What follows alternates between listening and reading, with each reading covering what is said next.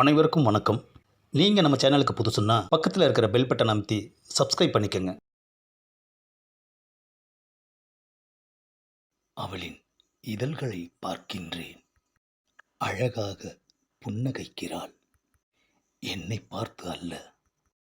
இவளின் ஒற்றை புன்னகை போதுமே இந்த பூமியை புரட்டி போட்டுவிட.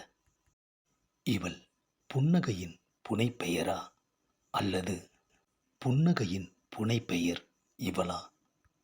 பார்த்து பார்த்து சலித்து போன எங்களின் வீதியில் சலித்தெடுத்த சந்தன மலராய் இந்த தேவதை. வீதியெங்கும் புது வாசம், எனக்குள் புதிய சுவாசம். இவள் அந்தியின் வெளிச்சப்பந்தி, எனக்காக படைத்திட்ட அறுசுவை விருந்தோ